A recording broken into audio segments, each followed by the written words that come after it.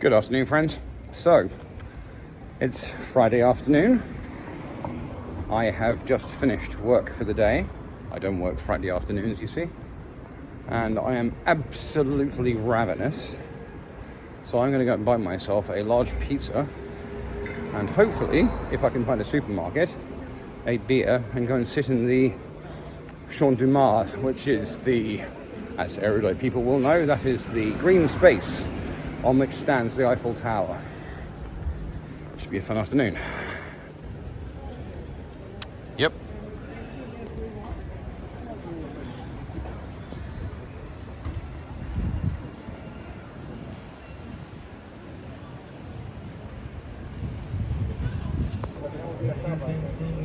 Good afternoon, friends.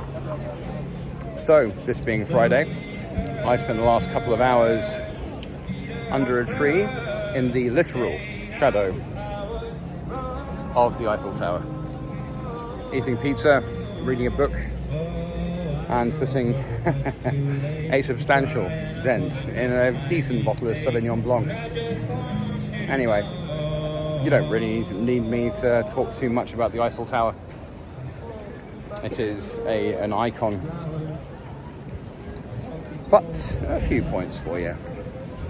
The Eiffel Tower was built in 1889. It was the centerpiece of the World Fair here in Paris. It was also designed to commemorate the centenary of the French Revolution. Made of iron, of course, and at 330 meters high. It is the tallest structure in France. And when it was built, it was the tallest building in the world, a title it held for, I think, 40 years until they built the Chrysler Building in New York. It was not, however, popular at the time at all. And there were riots up and down the Champs-Élysées. But now, of course, it's impossible to imagine Paris, France, or indeed the world without it. It's referred to in local circles as La Dame de Fer, the Iron Lady. I reckon Maggie Thatcher would be a bit pissed off about that. But yeah. Absolutely iconic.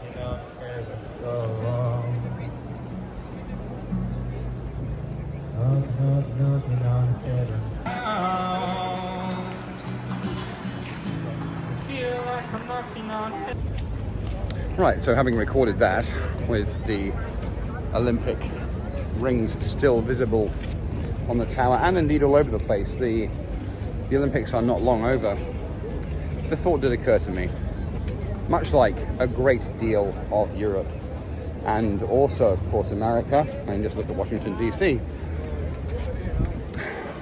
Greek and Roman culture, designs, architecture, all that jazz has been just perpetually prevalent in the modern world.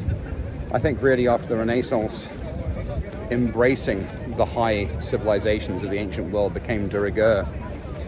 But especially here, in my opinion, because Paris is the name of the Trojan prince who stole Helen away from Menelaus of Sparta and kicked off the Trojan Wars. Trojan, yes, but obviously Greek epic poetry from Homer. He was also, in legend, the man selected to choose between the Greek goddesses Aphrodite, Athena, and Artemis. He chose Aphrodite, who had offered him the most beautiful woman in the world as his bride should he choose her. He did, and she gave him Helen of Troy. So, Paris, literally the name of that prince. But also,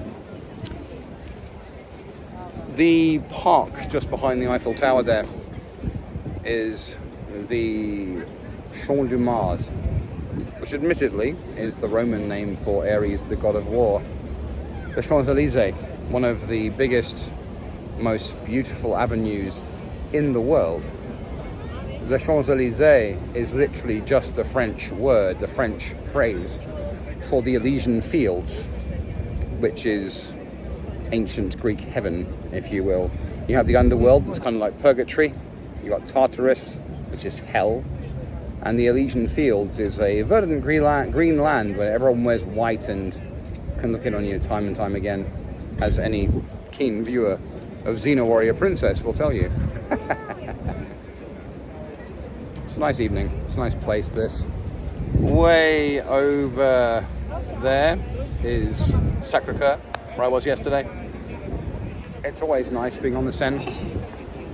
Behold, a rubbish barge. Struggling to a certain degree upriver. But yeah, nice Friday evening, nice location. I'm having fun.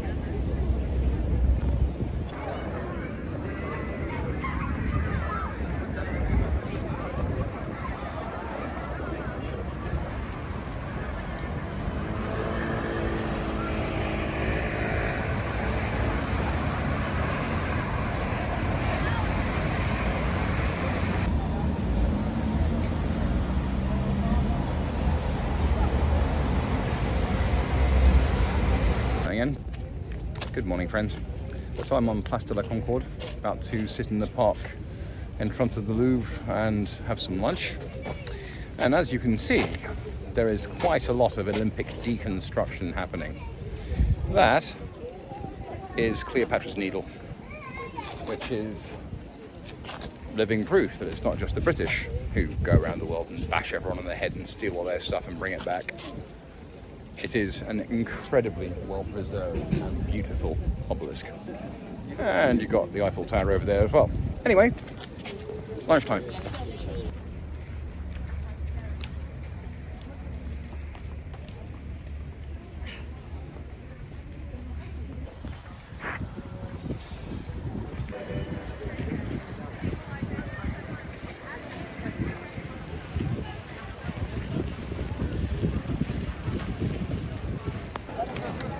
Right, so I've eaten, walked through, and behind me is une Arc de Triomphe. Not the Arc de Triomphe, but that is commemorating Napoleon's victory in Austerlitz over the Prussian army in 1805. Up top, you have the quadriga. When it was being built, Napoleon, as I mentioned in my Berlin video about the Brandenburg Gate, had taken the quadriga from the Brandenburg Gate and brought it back to Paris, and that was where it was mounted. Then, again, as I said in my Brandenburg Gate video, General Otto von Pfuel, who had defeated Napoleon 10 years later, then brought it back. But yeah, quite fun. Anyway, I am now at the Louvre. It's just such a stunning building because it's so sprawling. It starts way down there, carries all the way around.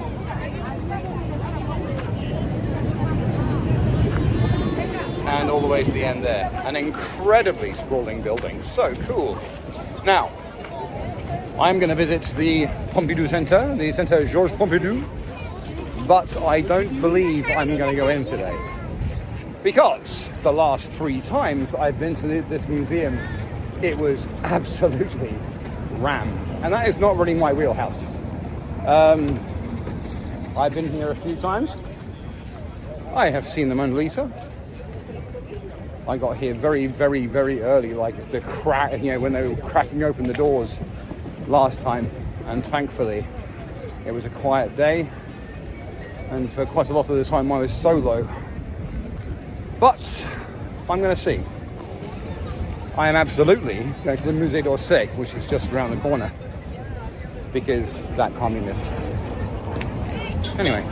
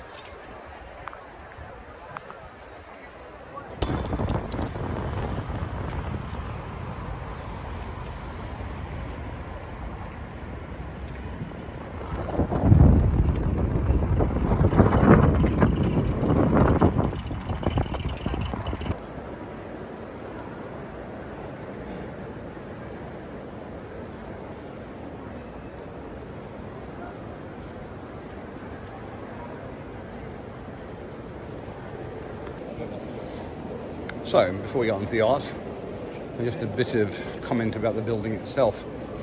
If it looks familiar, that's because it should. The Musée d'Orsay was only opened in 1986. Before that, it was the Gare d'Orsay, a major train station, before the Gare du Nord, the Gare de l'Est, really became the central train stations for the city.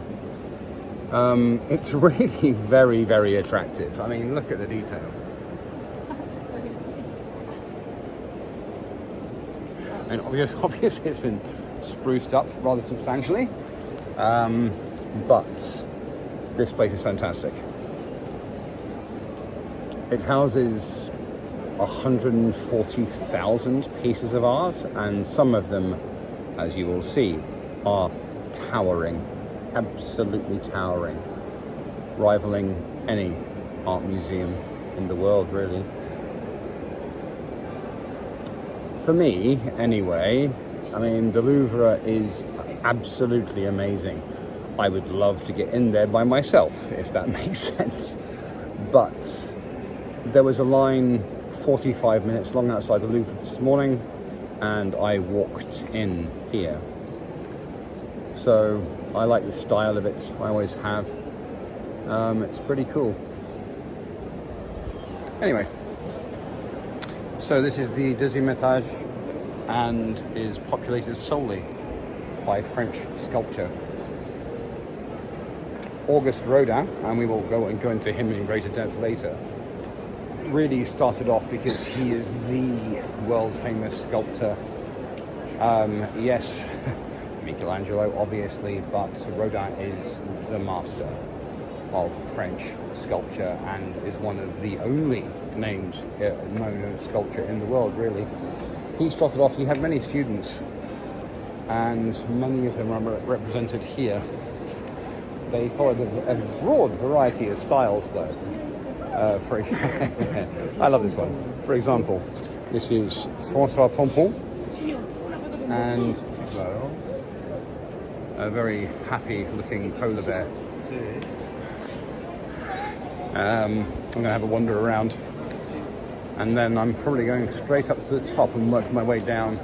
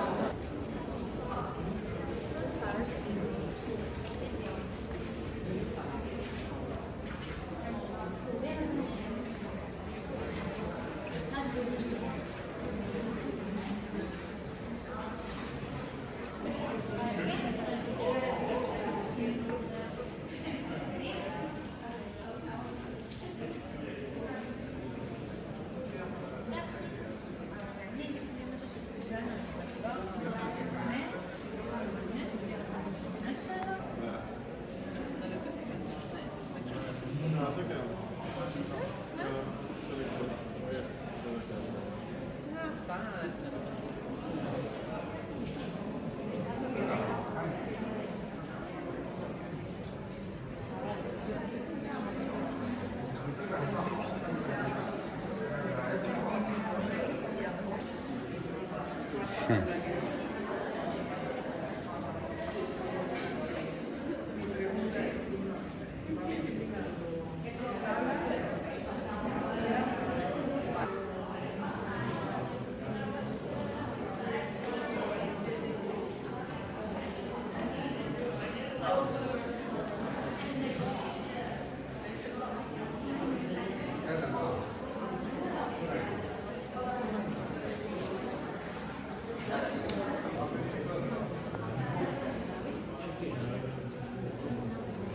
as everyone knows, I love storms. Ugh.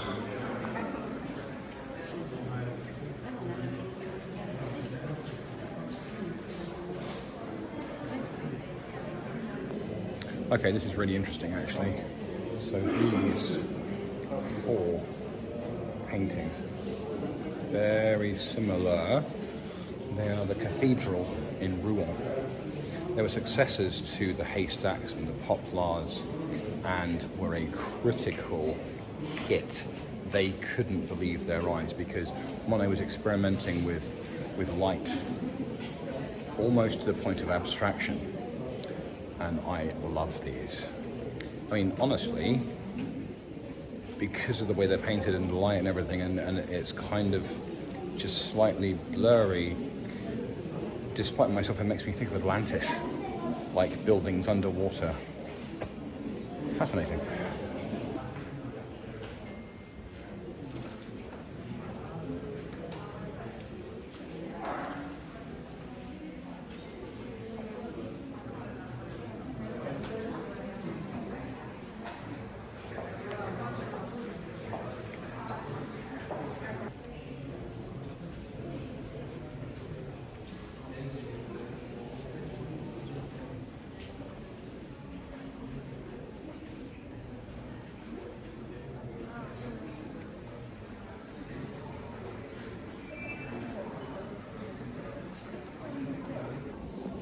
So, having been through the Van Gogh exhibit and Monet as well, we're now on to the Impressionist era, and is that Pissarro?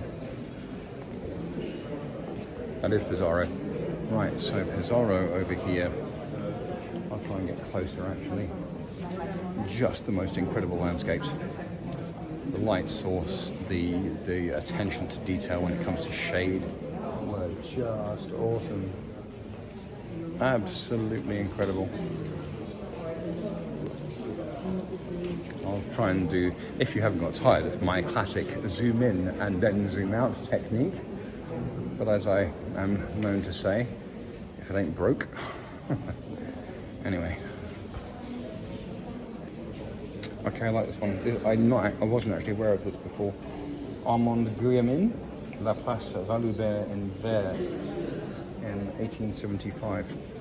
The reason I like it is because, honestly, my heart belongs to winter. I've always loved the winter.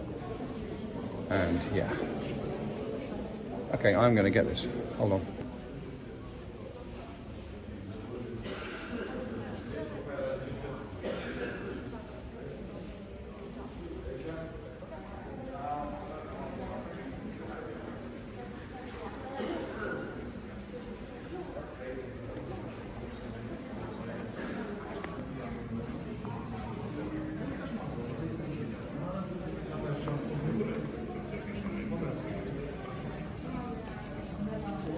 Very interesting, this one. This is Degas. It's called Little Dancer Aged 14. It's also known as the Great Dressed Dancer because Degas incorporated textiles into his sculpture. This was the only sculpture that was displayed in Degas' lifetime, and she was sculpted and displayed in this city.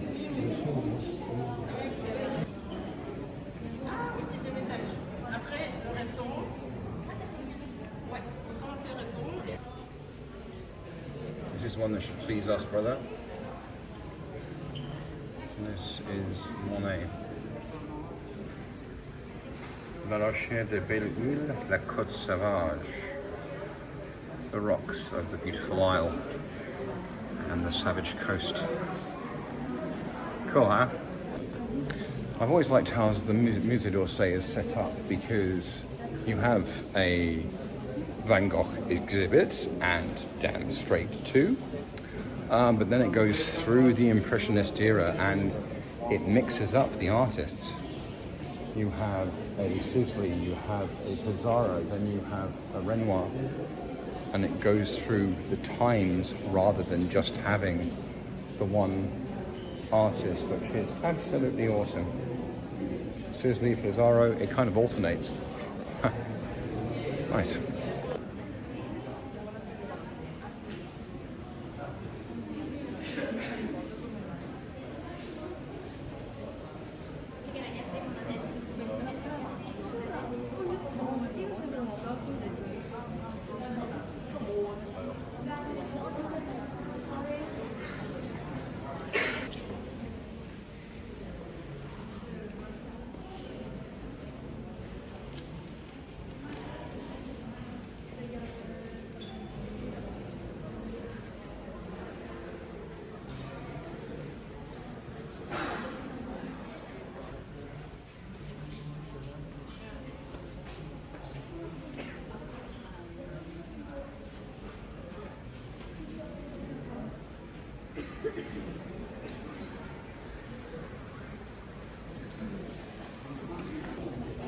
Okay, so this one is remarkably unattended. It's a Pissarro, and I tell you, from across the room, it looked like a photograph. You know, there is such verisimilitude in that tree. It is just amazing.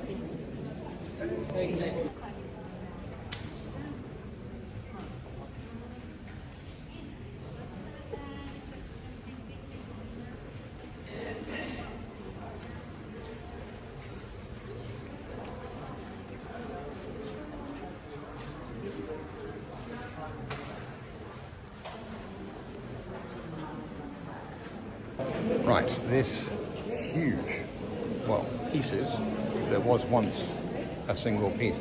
It's called Luncheon on the Grass. Monet was depicting his friends. These are his friends. That is his partner, Camille Donquieu. And the two mustachioed guys on the ends are two of his painter friends. But he was in such financial straits at the time that he offered the painting as security on, I think it was a rental payment. But when he got it back, it was in such a bad state that he cut it up to preserve the main scenes. He was remarkably unhappy about that, but he was happy with the piece. It's like a family photograph, you know? Yeah. So now this is by Delacroix and is a group of painters. And that there is Edouard Manet. I've never been a huge fan of his work, but he just looks like Tom and Giantsbane to me.